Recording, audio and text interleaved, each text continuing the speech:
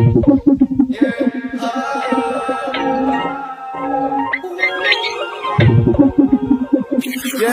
ia scoate-mă autotune-ul ăsta. Ia, fără.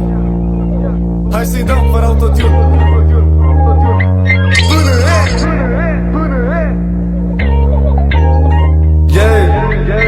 Aveți la îndemână cartea vieții și alegeți moartea în fiecare zi. Doamne, cât de binecuvântări ne-ai dat și noi le pervertim. Blocat într-o generație în care pofta e mai mare ca iubirea. Blocat într-o generație în care validarea îți aduce fericirea. Nici nu mai suport o generație din care nu vrei să ieși din zona de confort.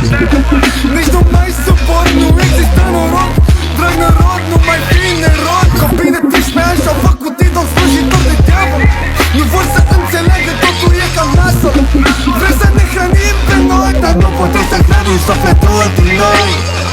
Eram creștin doar cu numele, plin de ego, voiam să fac sumele.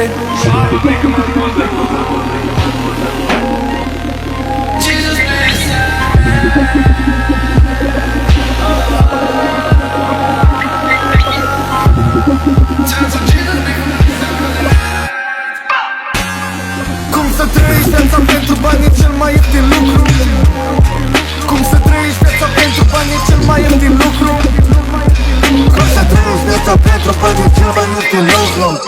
A venit vremea să te trezești. Eternitatea ta nu se compară cu statutul în care ești.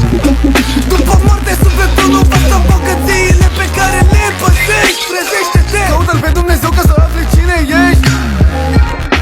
Caută-L pe Dumnezeu ca să afli cine ești. Glory to God, glory to God, slavă Lui, glory to God.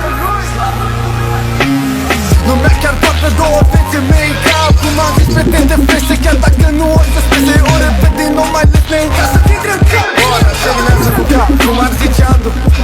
Trage la păcat, aduce la păcat, asta-i muzica trap. Ieșiți de acolo, nu mai stați la întuneric, veniți la lumină. Voi credeți că dacă băgați un beat și cântați pe el și înjurați pe el în continuu, aia e muzică? Nu, pur și simplu e o poezie pe beat.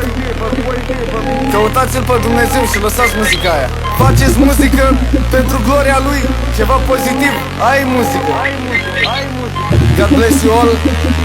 Treziți-vă, treziți-vă, treziți-vă.